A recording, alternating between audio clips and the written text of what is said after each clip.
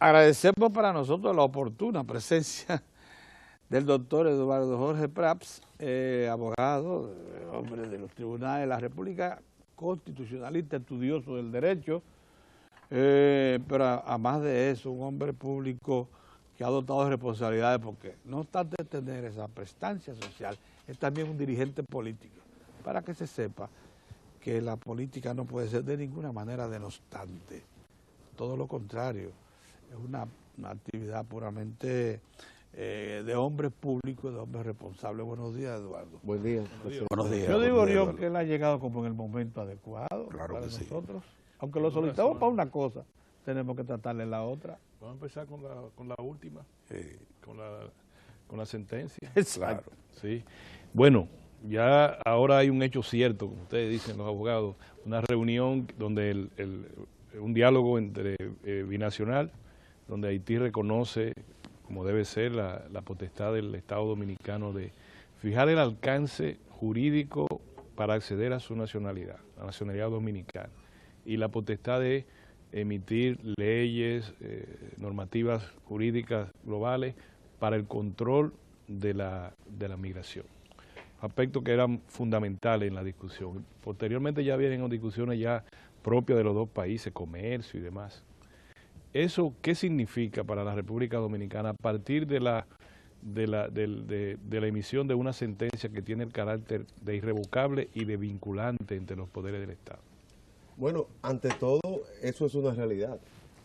Las condiciones para acceder a la nacionalidad de un país la fija el Estado de modo soberano. Solo cuando el Estado despoja arbitrariamente la nacionalidad a sus nacionales es que interviene el derecho internacional. Pero el Estado haitiano, como ningún Estado del planeta Tierra, tiene nada que ver con la asignación de la nacionalidad. Es decir, la nacionalidad no se negocia en una negociación bilateral como si fueran cuestiones de aduanas o como si fuesen cuestiones fitosanitarias. Ahí hay que estar claro. Los que criticamos la sentencia la criticamos porque defendemos a esos dominicanos, porque no sé si son haitianos o de origen libanés, para mí son dominicanos que se les ha despojado su nacionalidad, por lo menos a quienes nacieron antes del 26 de enero de 2010, porque hay que estar claro, cuando el CONEP propone el 1 de septiembre de 2008 en un documento de políticas públicas que se llamaba el reto haitiano, de que se reforme la Constitución para que se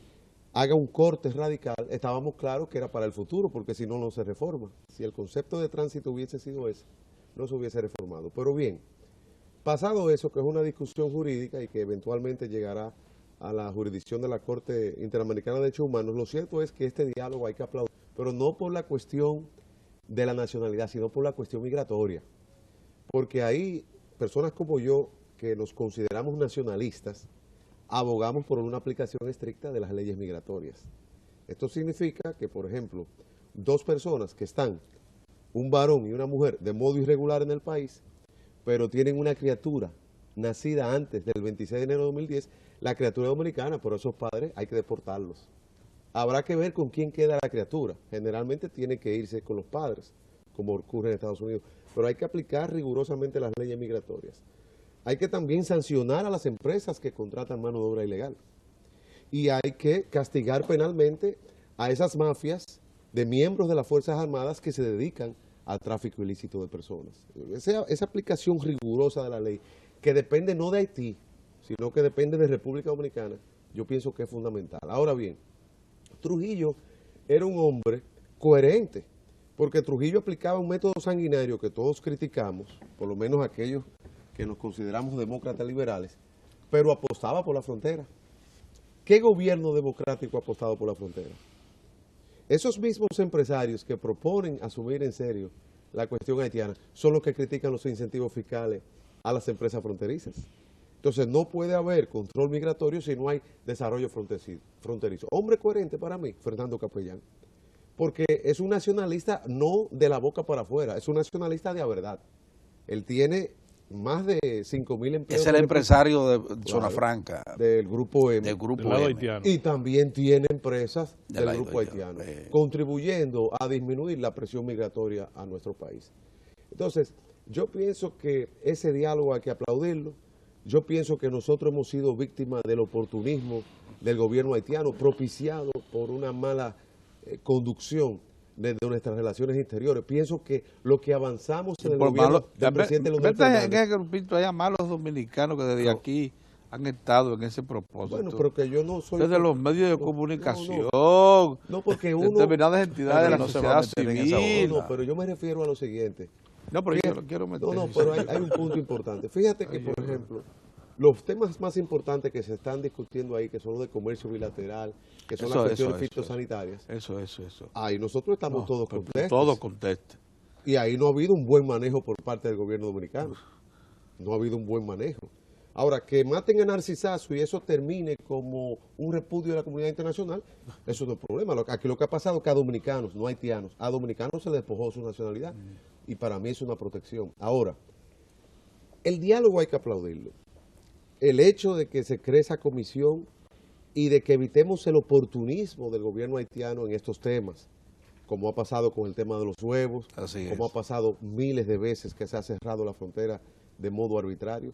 Pero, lógicamente, Haití es un estado fallido y la República Dominicana es un estado fallando que no quiere convertirse en un estado fallido. Y esa es la... Este es un estado fallando. Un estado fallando, porque nosotros tenemos que seguir avanzando hacia un sistema económico más justo, tenemos que seguir avanzando. ¿Y por qué no un estado avanzando? Porque estamos fallando. ¿En qué sentido? Bueno, ¿en qué aspecto? Seguridad ciudadana. Ah, bueno. Vigilancia de la frontera. Poder judicial. Hemos avanzado, pero la sociedad quiere más. Y precisamente los nacionalistas, y yo me considero uno, lo que han discutido hace 100 años es la cuestión del Estado. ¿Qué decía Américo Lugo? Américo Lugo se preguntaba acerca de si existía el Estado. ¿Qué pasa? Que Trujillo, como bien lo demuestra Euclides Gutiérrez en su libro, que hay que leérselo, no se puede uno, porque las cosas que diga Euclides a uno no le gustan, dejar de leer ese libro, que es un libro histórico muy importante. Trujillo tomó el ideario nacionalista, pero lo volvió autoritario. Entonces nosotros necesitamos lo que yo llamo un nacionalismo democrático, un nacionalismo liberal, tomar en serio la frontera, tomar en serio los derechos humanos, tomar en serio las relaciones bilaterales, invertir en la diplomacia, pagar lobistas, porque eso no es un pecado, no está prohibido por las leyes. Ese ha sido un fallo de siempre.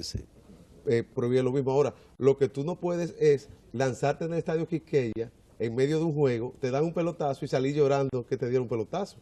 Es decir, tú no puedes pretender que tú dictas una sentencia que tiene esas repercusiones y que luego no va a haber una reverberación internacional, porque ni Trujillo era tan inocente. Trujillo manejó de modo más inteligente la matanza de miles de haitianos y cumplió su condena y pagó sus indemnizaciones. Todavía nosotros no hemos pagado las indemnizaciones de Jan y Bosico, del caso Jan y Bosico. Entonces, a eso es que nosotros ahora, lamentablemente la sentencia nos desvió la atención de los temas fundamentales, de comercio, de medio ambiente, los temas fitosanitarios, los temas de desarrollo industrial, la posibilidad del turismo de múltiples destinos, la cuestión de las cuencas hidrográficas, porque compartimos una isla, compartimos hidrográficas. Es decir, todos esos temas, la comisión conjunta puede realmente, y yo les recomiendo a la comisión que tome ese ideario del CONEP en un documento que se llama El Reto Haitiano, que es accesible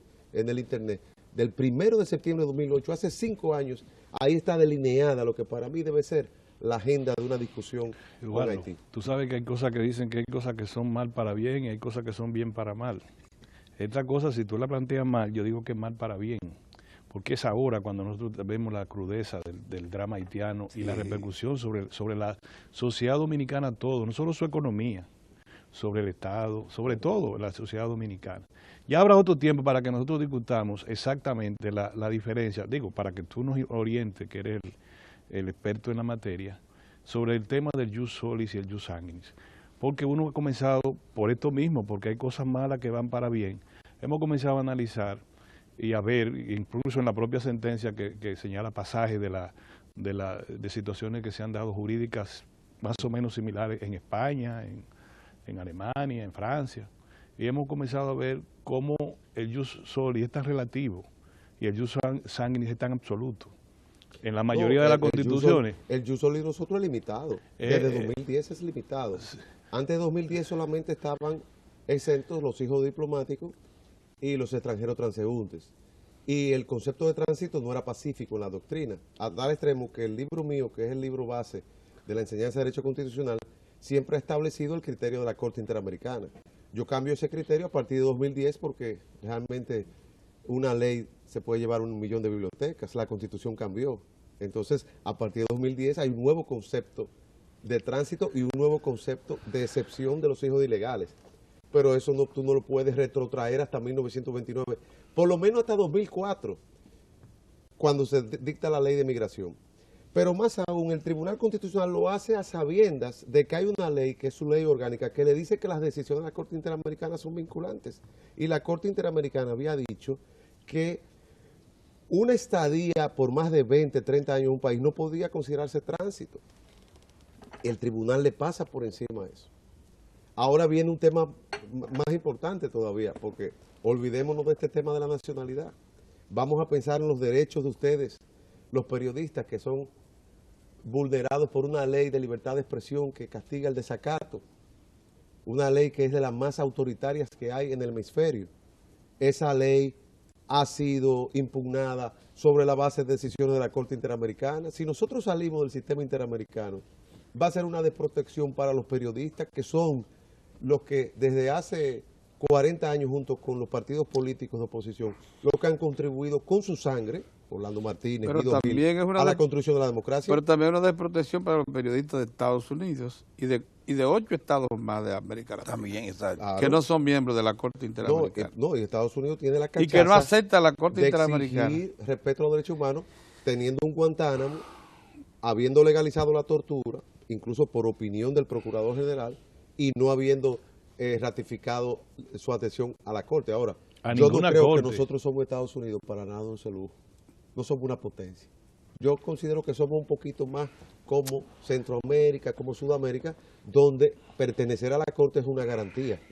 Eduardo, yo conozco pocos casos de un país que sea humillado de tal manera que presenten a un sujeto de dudosa apatridia, de dudosa patridia, y lo presentan en una corte que convocan a miles de personas en un estadio casi, para un individuo que cuando le presentan sus padres, lo que él dice que son sus padres y su madre, lo presentan. ¿Usted conoce a esa persona? No, usted conoce a esa. No puede ser que usted dice que es su papá, y ese que usted dice que es su mamá, y ese que usted dice que es su hermano. Y nos someten a una situación en un estadio. Y tú, ahí es que tenemos la diferencia. Tú dices que eso es protección, el estar en una situación de esa naturaleza. Yo te digo que no, que es parte de un plan, de un programa, de que a nosotros nos han dicho que somos ridículos porque queremos en una islita tener a 2 estados fallidos. No lo digo yo, eso lo dicen en todas las grandes metrópolis. Te dicen, pero tú vas a Francia y te dicen, ¿qué es lo que hacen eso? Que uno de un lado y otro de otro lado.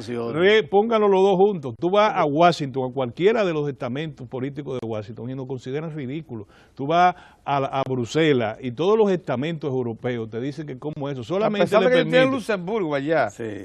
Claro, y Chipre. La única que comparaban en esa situación era Chipre, cuando el problema el religioso, la situación, el conflicto religioso que se hace muchos años en Chipre, pero a nosotros nos consideran en todas partes del mundo ridículos porque dicen, ¿por qué tiene que estar y que uno con 28.000 kilómetros y el otro 48.000 y son igual? Vamos a buscarlo los dos. Somos nosotros los que le hemos dado eso, con 2 intervenciones militares. Mira, Orión, a mí me sorprende oír esa opinión tuya, porque yo entendía que la conspiración era una conspiración de Estados Unidos y Francia. Ahora yo veo que también se suma Venezuela y Cuba. Es decir, que nosotros hemos logrado lo imposible. Unir a la izquierda y a la derecha mundial. Pero yo no creo. Usaste un elemento coyuntural que tiene que ver con una raíz histórica. Vi un artículo incluso, creo, de Euclides Gutiérrez, diciendo que ya era un plan conjunto, cosa imposible. El gobierno de Estados Unidos, junto con Madrid, puede pensar eso. Euclides no, es un elemento coyuntural que no. Pero eso es lo que yo te digo, que lo verdaderamente ridículo son esas teorías conspiratorias. Eso sí es ridículo. Y ridículo es una sociedad donde todavía el prejuicio racial está presente. yo soy profesor y yo me doy cuenta. Esto es una sociedad intolerante. Esto es una sociedad... ¿Y la haitiana? No, yo no estoy defendiendo a Haití. No, pero yo pregunto. No, también. Ah, bueno. También, no, yo no estoy ¿Cuál diciendo sociedad eso. de América Latina tú consideras, y te voy a poner hasta Costa Rica?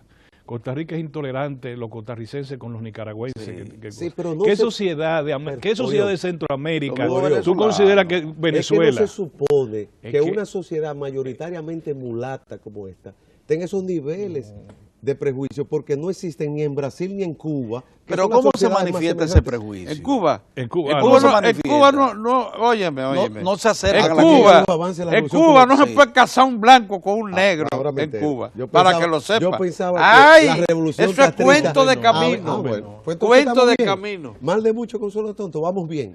Vamos bien. Ahora, ¿qué No, dice el CONEP? El Cuento 1 de de septiembre? camino es en Cuba. Dice, tenemos que hay- educar para la tolerancia, tenemos que educar para la igualdad. ¿Qué dice la Constitución? Ese documento del CONE, Eduardo, se refería a la contratación ilegal. También. de ciudadanos. No, yo ¿Y no, qué decían como yo ellos? ¿qué También, decían? no, que hay que sancionar severamente. Está Hay que bien, sancionarla. de acuerdo. Entonces, ¿por qué este es un país donde el Estado ha construido con mano de obra ilegal? En el Ministerio de Trabajo, búscate, no hay registrado Pero yo lo 2.000 veo, o sea, ciudadanos haitianos que estén registrados conforme a la ley. Entonces, un gremio empresarial tiene primero que comenzar por ahí. pero, ¿y Es ellos decir, son los que están para a cargo nos- del registro? Yo pensaba que era la migración. No, hombre, pero entonces, Los entonces, empresarios no, no entonces no registran. nos den clasecitas. No, es que no estamos dando clases. No, entonces Dios. es que Ustedes esa es la me verdad. llamaron. No, lo que dice el calcón que no de clase, No, pero es que- de moralidad, Mira. de cumplimiento a la ley. Acoprovi se Porque ellos se niega- aprovechan de eso. Acoprovi, que es la Asociación de Constructores, sector privado, se niega rotundamente a acogerse al organigrama que se estableció para la regularización de esos No, trabajadores. pero se la niegan, regularización es clave.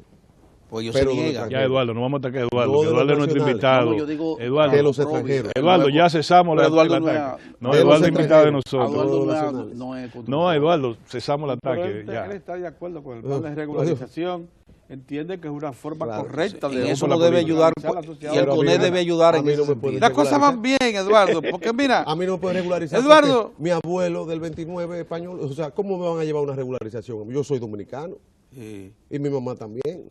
Eduardo, pero el país ha avanzado, no tenía una sentencia como esa 168, no tenía un plan de regularización.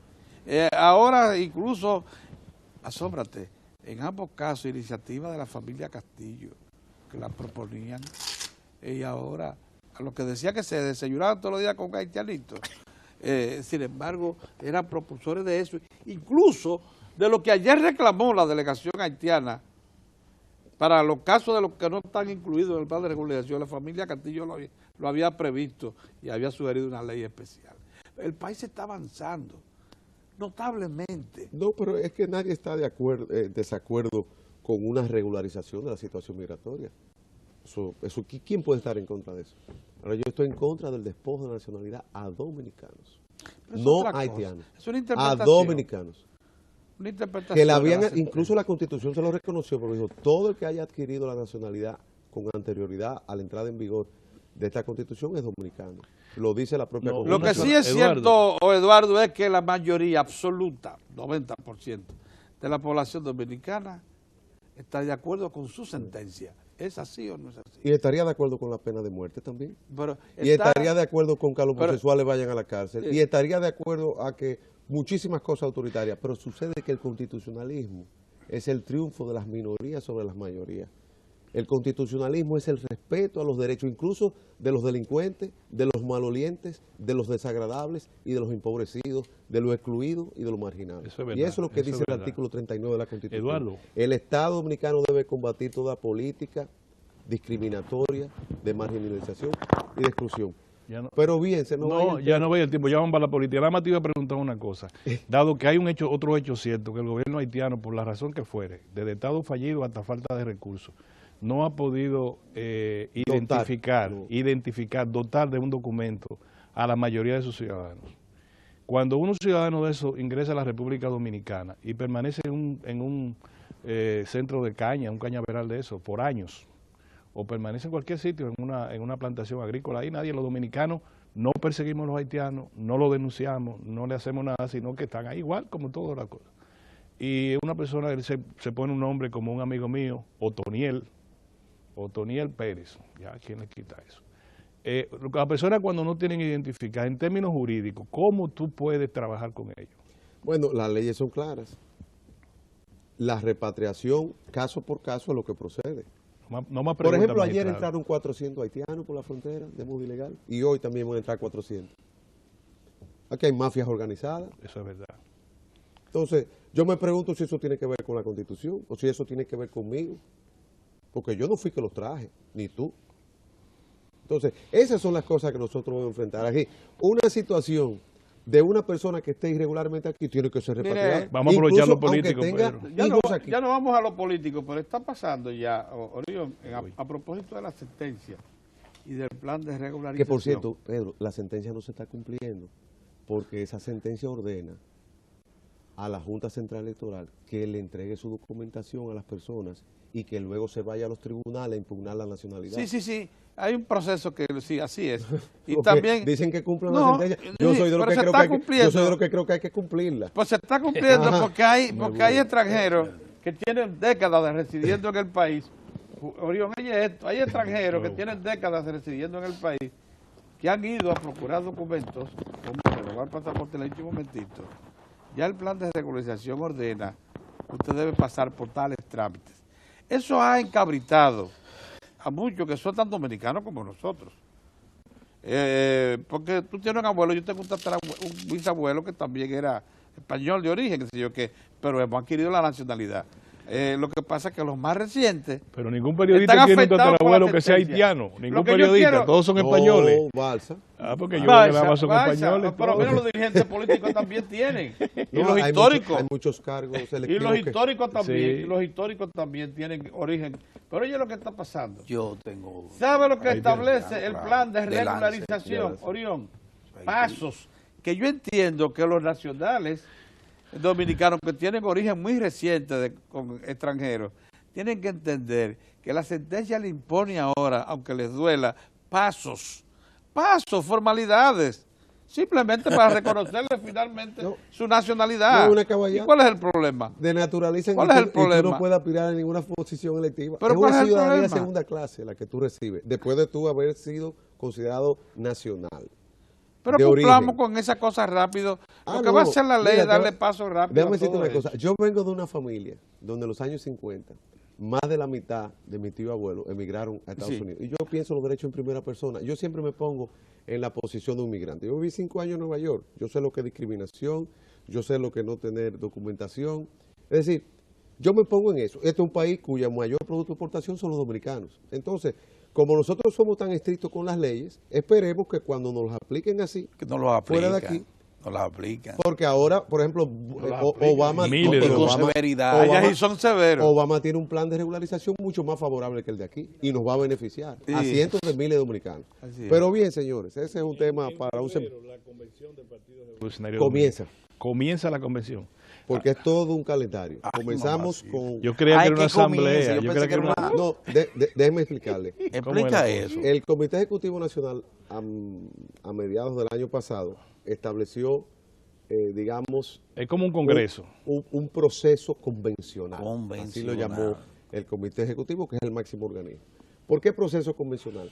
Porque se comienzan con las unidades territoriales de padrón más cerrado, que son los frentes de masa, abogados, ingenieros, etcétera. Van celebrando paulatinamente sus procesos convencionales para luego entonces pasar a seleccionar las autoridades territoriales y luego finalmente lo que son las autoridades nacionales para que en julio ya estén proclamadas todas las autoridades del partido, que son las que van a regir los destinos de esta organización hasta el 2018, habiéndose ya cumplido la renovación. Y el PRDista está feliz porque esta es una oportunidad. Sí, yo vi en de- Manuel Equea, que está muy feliz. no, mira, yo estuve recorriendo parte del norte, pasé por Jamao, Mucha pasé gente por integrándose. Caimito, llegué hasta Cabarete. Y por ejemplo, tú hablas con Rafaelito Martínez, Trigidio Martínez, hijo de esa gran dirigente PRDista, Ligia Candelario. ¿Y cómo tú le vas a decir a Rafaelito que se vaya Que se vaya en de una su aventura cuando él va a ser el próximo candidato a alcalde por Cabarete. Es una autoridad a nivel de los empresarios de la Oye, región. ¿van a aceptar Ahí está ustedes todo, al grupo de don No, pero que el Hipólito? caso de Trigidio Martínez es el caso de más de 8.000, 9.000, 10.000 compañeros Ahí que está aspiran. todo. Los Aspiraciones. partidos son organizaciones para aspirar. Exactamente. Y mientras tú respiras, tú aspiras. Y eso es la belleza de la democracia. Esa es la partidaria. verdad, así Entonces tú no es. puedes hacer un partido para vivir con un pique constante. Sí. Tú no puedes estar bravo, porque te sale un cáncer, te sale un problema. Tienes que beber mucha agua. Yo no recuerdo a Emanuel que Guerrero reír, sonriente nunca. Mira que éramos buenos amigos, pero yo no me Pero acuerdo. mira, ¿No lo has visto? No, el en los últimos PRDista, 20 años no lo he oye, visto. el PRDista de a pie, ese que no tiene su vida asegurada, ese que, digamos, que el PRD ha sido un vehículo de ascenso social, de desarrollo personal, Y son todos porque el los partidos, PRD, todos los partidos. un partido policlasista como lo Sí, es, claro, sí. aquí somos todos compañeros, no importa Sí. tus realizaciones, todos somos compañeros, Sí, así es, no importa el nivel que tú tengas dentro de la sociedad o dentro del partido. Y esa democracia interna es la que estamos tratando de activar. Ahora estamos conformando el padrón para votar, lógicamente, sin esos 400.000 PLDistas y reformistas que fueron los que alteraron la voluntad del pueblo PRDista. Entonces, así el PRDista Pero las situaciones que se dan, se va a expresar. las situaciones que se dan en el PRD son sumamente interesantes. Por ejemplo, ayer, justo ayer, el presidente del PRD, Miguel Vargas Maldonado, ha sido un llamado vehemente a todos los PRDistas que ni por asomo piensen en irse de su organización. Pero ahí mismo, concomitantemente, el grupo de Hipólito Mejía hacía una rueda de prensa diciendo que ellos no se van del Partido Revolucionario Dominicano, Que van a la convención. que van a la convención, Pero aunque- también van a los tribunales. pero necesitan garantías. No, sí, ¿Cómo ves, Mira, ves esa esa situación? comisión organizadora, yo creo que le da garantía porque está compuesta por dirigentes de una trayectoria impecable. Que ellos Además, dicen que son miguelistas todos. ¿cómo se llama? El trabajo del empadronamiento es un trabajo colectivo. Es decir, un trabajo Eso sí, es en el correcto. que trabajan los Sí. dirigentes medios, los dirigentes de la base, Sí. y donde todo está destinado a reconocer lo que ha sido la militancia en un partido. Ahí en el PRD se conoce al cojo sentado Sí, señor. y al ciego durmiendo. Por eso cuando uno fue a esa última convención, que yo vi tanta gente con corbata y cosas, me asusté. Digo, no, pero tú estás lleno de PLDistas. Efectivamente. No eran los compañeros que debían votar ahí. Porque incluso la conformación social era diferente. No somos un partido así de clase media como lo es el PLD, que es un partido de cuadros. Entonces eso no va a pasar. Por eso estamos felices, seleccionamos nuestras autoridades, esperamos que el presidente Miguel Vargas lance su candidatura a la presidencia del partido, que lo hará en su momento. A la presidencia del partido. Creemos que sí, porque Miguel Vargas ha asumido en serio la dirigencia institucional. Incluso este llamado que hace a los compañeros de echar la pelea adentro. Ahí yo estoy de acuerdo con lo que dice el compañero Luis Abinader, el compañero Guido Gómez. Hay que echar la pelea adentro, pero hay que echarla de modo institucional. Es decir, un combate no como lo que ocurrió en aquel comité ejecutivo de infausta memoria, de infausto recuerdo, sino una participación democrática. Porque, ¿qué hay de malo en aspirar? ¿Qué hay de malo si surgen candidaturas a la presidencia del partido, a los diferentes cargos? Eso es positivo, eso dinamiza el partido. Y esa participación democrática es la que tiene que garantizar precisamente la Comisión Nacional Organizadora. Se ha hablado de coalición para enfrentar al Partido de la Liberación Dominicana. Por un lado, ya Miguel inició incluso gestiones en esa dirección y hay varios grupos que se han adherido a ese proyecto hacia el 2016 con el PRD al frente. Pero concomitantemente con eso, el lado que sigue a don Hipólito Mejía habla también de una coalición, pero dejando fuera a la parte de Miguel Vargas Maldonado, a quien le atribuyen estar con una especie de alianza estratégica con el Partido de la Liberación Dominicana vía el expresidente Leonel Fernández. ¿Cómo ves esa situación? Parecería el cuadro se presenta, y lo dice Rosario Espinal en forma insistente, que todo parece que nos encaminamos a una consolidación del Partido de la Liberación Dominicana en el poder. Bueno, ustedes son testigos, porque en varias ocasiones hemos discutido la tesis del partido único, del partido hegemónico de Rosario Espinal y Bernardo Vega. Ustedes saben Sí, que yo digo que ellos están que equivocados. están equivocados. Que nosotros hemos ido hacia el fortalecimiento de un sistema bipartidista, pero de coalición.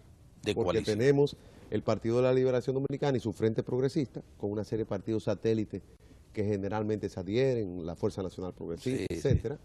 Y por otro lado tenemos el Partido Revolucionario Dominicano, con un bloque que ahora Miguel Vargas ha llamado el bloque de la esperanza. Ahora, ¿cómo yo creo que puede fomentarse un partido único o un partido hegemónico? En la medida en que se fomenta el divisionismo de las estructuras tradicionales. Por eso es importante para la preservación de la democracia que el PLD salga bien de su proceso de elección de los miembros del Comité Central, de que no se apueste a la división ni a la contradicción interna en el PLD. Y lo mismo ocurre en el Partido Revolucionario Dominicano. Lógicamente, el PRD ha pasado por muchas purgas internas, desde sacarle la garrapata al buey, como decía Juan Bosch, hasta la división del año 73, pero que significó, si no me equivoco, 15 años en la oposición Sí, del Partido de la Liberación Dominicana a Juan Bosch. a Juan Bosch. Todo así un es. líder que tuvo que construir desde cero, from scratch, como dice el americano, un partido. Entonces, yo pienso que hay que apostar a la unidad del partido, pero en el respeto de la institucionalidad, para entonces nosotros luego tener calidad moral para seguir atrayendo atenciones a este bloque de la esperanza. Yo estoy convencido que hay un sentimiento nacional de agotamiento con el PLD. Podrías tú decir porque están insatisfechos con la gestión, o podrías decir que es el cansancio natural de lo que van a ser 12 años, y si contamos el periodo anterior, 16 años de gobierno morado. Entonces, la gente quiere que haya una opción, la gente quiere un recambio, el reciclaje, el recambio generacional es importantísimo. Y eso se siente a nivel del propio PRD, que ha querido una renovación de liderazgo, y aquí Miguel Vargas en gran medida es un liderazgo transicional, porque hay que entender que Miguel Vargas es el más joven de la vieja generación del PRD. El pitcher taponero, porque es el que produce un recambio generacional al interior del partido. Muchos de los que adversan a Miguel han sido beneficiarios de las medidas institucionales que ha tomado Miguel Vargas para darle chance a las mujeres, para darle chance a los jóvenes. Y lo mismo, yo creo que hay un sentimiento nacional de que se necesita, y el PRD tiene que ser capaz de ver más allá de su ombligo para poder convocar a las demás fuerzas sociales. Eduardo, aunque pudiera sacarlo un poquito del entorno, ¿a qué atribuyes tú que, contrario a como ha pasado en Chile, incluso en Argentina, en Venezuela, en Ecuador, que se echó a un lado los partidos tradicionales y surgieron nuevas fuerzas que incluso han tomado el poder, fuerzas, movimientos recién criados, pudieran llamarse, de los últimos 10, 15 años? En la República Dominicana se mantiene un apego tal a las instituciones partidarias básicas que permiten dar los mismos tipos de soluciones políticas electorales que se dan allá, grandes frentes, pero con la fuerza política básica, no con nuevas instituciones. ¿A qué atribuyes tú que los dominicanos actuemos todavía pegados a nuestras tradiciones políticas y partidarias? Eso se debe a Juan Bosch y a Peña Gómez. ¿Tú no te has dado cuenta de que los dos partidos hegemónicos son creación de Juan Bosch? Lógicamente, el PRD fue un partido de masas, policlasista, y cuando él viene desencantado con ese modelo, te crea un partido de cuadros. Bosch decía, yo no soy leninista, yo soy marxista, pero en el fondo él era leninista, porque Lenin es que crea la ideología del partido. Fue que el PLD, por ejemplo, la comisión política del PRD es la comisión política del Comité Ejecutivo Nacional, pero el comité político del PLD está allá. Sí, señor. Es un sínodo. Y entonces abajo está el Comité Central, una estructura de centralismo democrático. Son dos partidos fuertes que convocan con gran intensidad la adhesión de los dominicanos. En realidad hay tres partidos en República Dominicana: 33% Partido de la Liberación Dominicana, 33% PRD y el 33% la masa silente. El que gana es el que conquista. ¿Y el Partido Reformista tú lo consideras? Yo te estoy hablando de las coaliciones. Hay un 33% de gente que no está identificada con partido. Esa es la que produce. Por eso es que para ganar en 2016, nosotros tenemos en el PRD que ser capaces no solamente de estructurar una candidatura fuerte al interior del partido, y por eso tiene que venir un proceso de democracia interna, donde podamos amalgamar todas las fuerzas que tiene nuestro partido y podamos hacer un gobierno compartido, un gobierno de todos, pero también la posibilidad de poder hacer alianza con los sectores, con las mujeres, con los jóvenes, con los comunitarios, con fuerzas de centro y derecha. Peña Gómez era un hombre, a pesar de esa carga ideológica de Peña Gómez, tan pragmático que fue capaz de aliarse con Wessing cuando era una mala palabra. El hombre que mandó los tanques del CEFA contra los militantes constitucionalistas. Entonces nosotros tenemos que ser capaces de volar con altura, de sobrepasar cualquier animadversión personal y de poder construir una unidad coherente. ¿A qué otro atribuye que un sector importante de la sociedad civil, participación ciudadana con todas sus estructuras, no le den crédito ni legitimen el esfuerzo que hace el PRD por reorientar a esa organización? Tú sabes que para mí es un punto interesante. Yo te voy a decir por qué. Porque si tú te das cuenta, hay quienes critican, digamos, una política conciliatoria que se ha tenido en su momento en el PRD para propiciar, por ejemplo, la reforma constitucional, el mal denominado Pacto de las Corbatas Azules, que prohibió la reelección, en virtud de la cual no se puede reelegir Danilo Medina, lo cual produce un proceso de recambio generacional al interior del PLD. Ya se comienza a ver, porque no se puede reelegir. Lo obliga, así es la cosa. Necesariamente. Y los que al mismo tiempo desvirtúan todo intento de fortalecer el PRD. Y por eso es que muchas de las personas que hablan de crear una tercera fuerza son los mismos que hablan de la hegemonía del partido único. Entonces no creen en el PRD como figura. Ahí está todo. En el fondo hay una sociedad civil antipartido. Y yo te voy a decir lo siguiente. Yo antipartido. Miedo a los apolíticos y a los apartidistas como el diablo a la cruz. Yo también. Porque ese apartidismo, eso me aterra. Llevó a Venezuela a Chávez. Ese apartidismo llevó a Perú a Fujimori.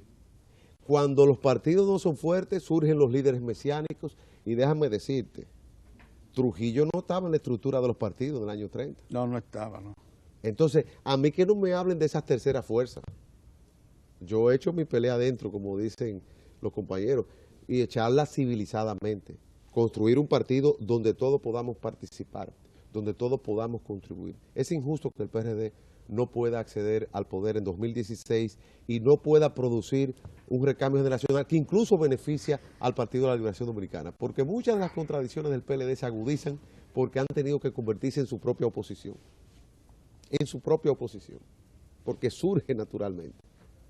Finalmente, Eduardo, en una parte del PRD, fundamentalmente en la gente que orienta o que sigue don Hipólito Mejía, se insiste mucho en que la desgracia o la división del Partido Revolucionario Dominicano viene dada a partir de la injerencia de la última dijeron ya, no solo Leonel, sino Leonel Fernández y Danilo Medina. Son los culpables de que persista y se profundice ese proceso de división en el PRD. ¿Cómo lo ven ustedes? Yo pienso que los adversarios políticos se aprovechan de las divisiones. Se aprovechan. Se aprovechan de las divisiones. Y es natural que lo hagan. Y lógicamente, como decían ustedes los marxistas en los 60, agudizar las contradicciones. ¿Cuál es el problema? Entonces, digamos, eso digamos que un poco como el rabbit punch en boxeo. Está prohibido, pero si se lo puedes dar, se lo das. Yo creo que el cabezazo en el boxeo es el que provoca las mayores heridas en la cara, las producen los cabezazos, más que los trompones, y apenas se ven.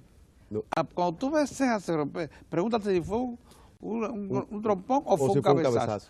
Pero es sorprendente, pero no se ven. Y así pasa en fútbol, así pasa en muchos deportes. Entonces, yo creo que el esfuerzo tenemos que hacerlo nosotros, Moza.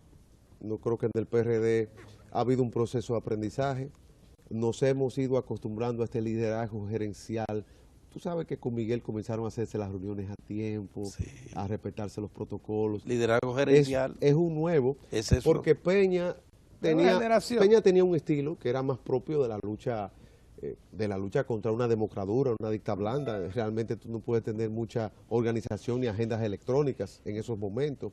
¿Tú me entiendes? Sí. Tienes que ir de una casa para otra, Sí, escondiéndote. sí, sí. Y ahora estamos en una sociedad que, como decía Pedro, ya no ve bien esas, digamos, esas Informalidades, cosas que no tienen ningún sentido. Informalidades, sí. Yo pienso que en eso hemos avanzado y por eso estoy confiado que no solamente vamos a renovar nuestro liderazgo, sino que posteriormente vamos a hacer una convención para la selección de los mejores candidatos en cada pueblo y en cada rincón del país. Las mejores mujeres y los mejores hombres para los municipios, para el Congreso y para la presidencia de la ¿Sabe República. que una de las críticas que le he oído principalmente a la sociedad civil y a sus principales mentores? Bueno, Rosario Espinal lo escribe y lo hace Juan Bolívar. Ellos le critican al ingeniero Vargas Maldonado que sea un empresario y no saben que la mayor empresa política que hay es un partido en procura del mayor, entonces del gran conglomerado empresarial, que es el Estado. Claro. Entonces parece que quieren separar una cosa de la otra y no se dan cuenta que es precisamente mentalidades con ese criterio las que deben acceder a la política para que la eleven de organización y de nivel. Y Miguel tiene una visión del Estado, de lo que él llama las asociaciones públicas privadas. Es decir, él habla del Estado garante, el Estado promotor, el Estado que facilita los negocios, el Estado que promueve la inversión. Claro. No es que el Estado no participe en la economía, pero es que lo hace como regulador, lo hace como facilitador. Y como interventor también, y como oferente también. Entonces, en el Banco de Reserva, ¿qué es lo que es? Es un oferente de servicio, pero indispensable para el Estado. Y nosotros necesitamos, déjenme decirlo, nosotros necesitamos desarrollar un plan de obras públicas, así es, un plan de megaproyectos, así es, importantísimo para fortalecer nuestra infraestructura portuaria. Tú conoces el estudio que hay sobre los puertos. Nosotros tenemos que hacer un trabajo tremendo en Barahona, en Manzanillo, en Samaná, en Jaina, en San Pedro. Importantísimo. Nosotros tenemos que terminar en los próximos 10 años nuestra estructura vial, no solamente las grandes autovías, la estructura de comunicación interna, para facilitar que los productores agrícolas puedan poner a tiempo fresco. Una red ferroviaria buena. Que nos lleguen los alimentos, los frutos del sur, y y lleguen a los mercados a las 5 de la mañana aquí. Y eso necesitamos para eso buenas carreteras. Nosotros también necesitamos desarrollar la frontera, porque hay que tomar en serio la cuestión haitiana, pero tú no lo puedes hacer con un 70% de la población concentrado en Santiago y el Gran Santo Domingo. Entonces, tenemos que apostar a la agroindustria.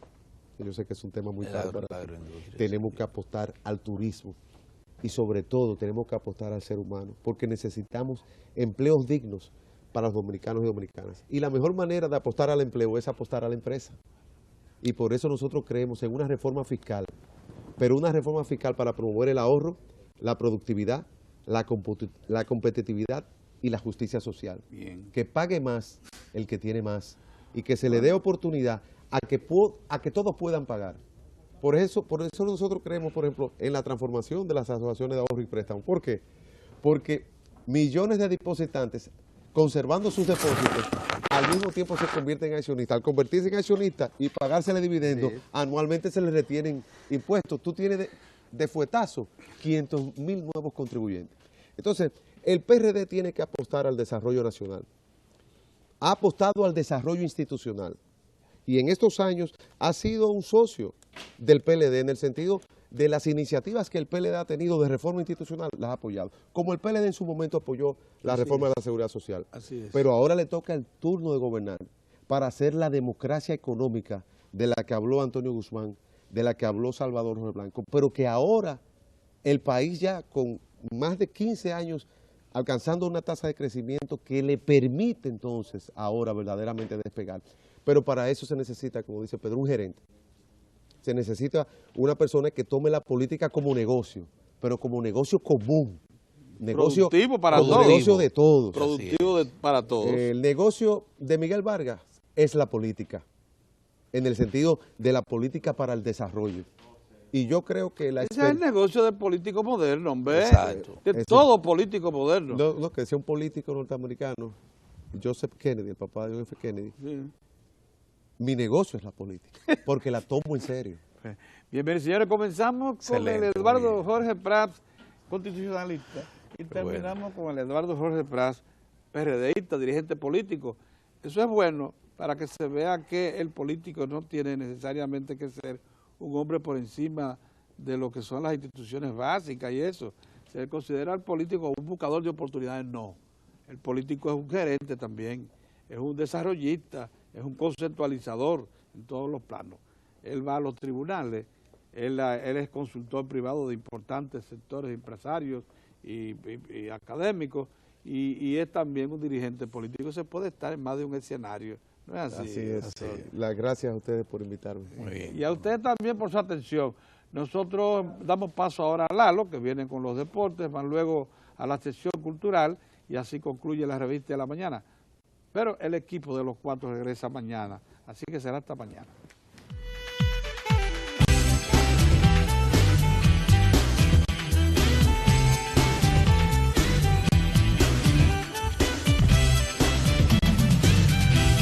Hola, hola, ¿qué tal? Muy buenos días. Bienvenidos a los deportes. Diario del 4. Así es, aquí estamos con todo el acontecer deportivo nacional